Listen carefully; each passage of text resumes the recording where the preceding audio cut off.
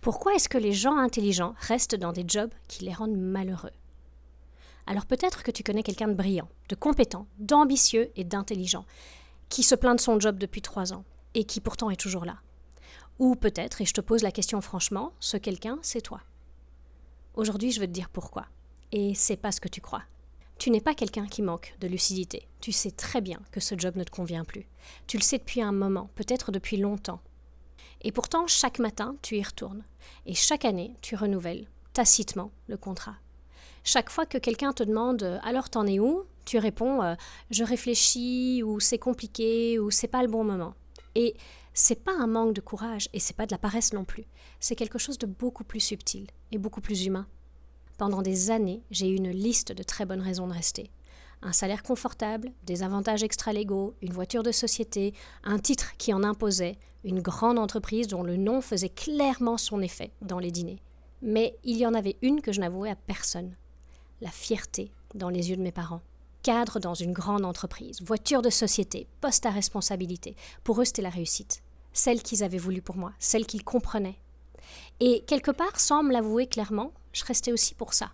Pour ne pas décevoir, pour ne pas avoir à expliquer, pour ne pas être celle qui avait tout plaqué. Et le jour où je me suis avouée cette vérité-là, vraiment avouée, pas juste effleurée, quelque chose s'est dénoué. Parce qu'on ne peut pas construire sa vie professionnelle sur le regard des autres, même quand ces autres sont des gens qu'on aime profondément. On dit souvent que les gens restent par peur du changement. Mais c'est trop vague en fait, c'est trop confortable comme explication. Ce que j'ai observé chez moi, mais aussi chez des dizaines de personnes, c'est quelque chose de beaucoup plus précis. La peur de manquer. Manquer d'argent, manquer de sécurité, manquer de statut, manquer de certitude. Le salaire confortable crée une anesthésie progressive. Et chaque mois qui passe, le confort financier rend le saut un peu plus difficile. Et pas parce que la situation empire, mais parce que le filet de sécurité devient une prison dorée. Et le paradoxe, c'est que plus tu es intelligent, plus tu es capable de calculer précisément ce que tu risques de perdre. Les gens moins analytiques sautent parfois plus facilement, et pas parce qu'ils sont plus courageux, parce qu'ils mesurent moins précisément le vide. Et l'intelligence peut être un frein quand elle est au service de la peur. Il y a une autre idée, c'est que la perte de prestige, elle est réelle et personne n'en parle. Et c'est peut-être un peu tabou d'ailleurs. Quitter un poste reconnu pour recommencer à zéro ou presque, ça fait mal à l'ego.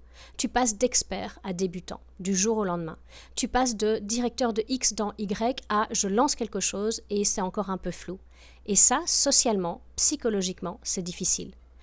Pas parce que tu es superficiel, mais parce que tu es humain. On a tous besoin d'être reconnus, d'avoir une place dans le monde. Un titre qui répond à la question « Tu fais quoi ?», sans avoir à donner une explication de 10 minutes. Et ce que j'ai appris, c'est que ce prestige-là, le prestige externe, celui que les autres te donnent, il est réel, mais il est fragile. Parce qu'il dépend de quelque chose que tu ne contrôles pas. Le prestige que tu construis en faisant quelque chose qui t'appartient vraiment, celui-là, personne ne peut te l'enlever. Mais pour y arriver, il faut accepter une période de flou, une période où tu n'as pas encore de titre propre. Et cette période-là, elle est inconfortable, elle est temporaire et elle est nécessaire.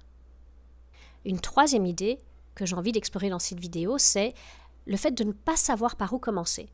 Et en réalité, ce n'est pas un problème d'information, c'est un problème de permission. Je ne sais pas par où commencer. C'est une des phrases que j'entends le plus souvent.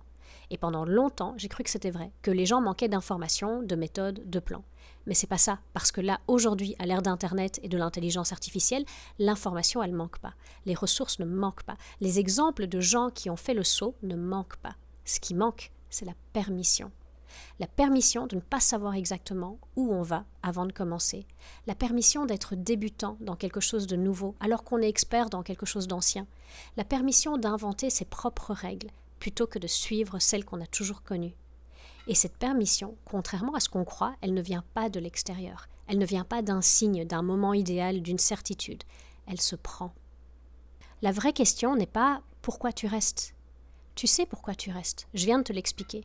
Et tu t'es reconnu au moins dans une de ces raisons. La vraie question est celle-ci. Dans 5 ans, si tu restes exactement là où tu es, est-ce que tu seras en paix avec ce choix ? Pas heureux forcément, en paix. Est-ce que tu pourras te dire que tu as choisi délibérément cette vie, avec ses avantages, ses compromis, ses limites, en toute connaissance de cause ? Ou est-ce que tu seras en train de te dire que tu aurais dû essayer ? Je te demande pas de tout plaquer. Au contraire, je te demande juste d'être honnête avec toi-même sur ce que coûte réellement le fait de rester. Parce que rester a un coût aussi. Il est juste moins visible que celui de partir. Alors pour clôturer cette vidéo, je te propose un exercice concret. Je vais te proposer 2 questions et écris les réponses honnêtement. Pour toi, pas pour les montrer à quelqu'un. La première question. Qu'est-ce que je perdrais vraiment si je changeais ? Et la deuxième question, et ça c'est la question qu'on ne se pose presque jamais, qu'est-ce que je perds déjà en restant ? Les 2 colonnes ensemble, c'est là que la clarté commence. Et si tu sens que c'est le moment pour toi de passer de la réflexion à l'action, j'écris quelque chose. Un parcours gratuit de 30 jours pour reprendre la direction de ta vie professionnelle, avec une action par jour, à ton rythme, sans tout plaquer du jour au lendemain. Le lien est en description. Dans la prochaine vidéo, on va parler de la différence entre une vie professionnelle subie et une vie professionnelle choisie, et comment passer de l'une à l'autre sans que ça ressemble à un saut dans le vide. À très vite, bye.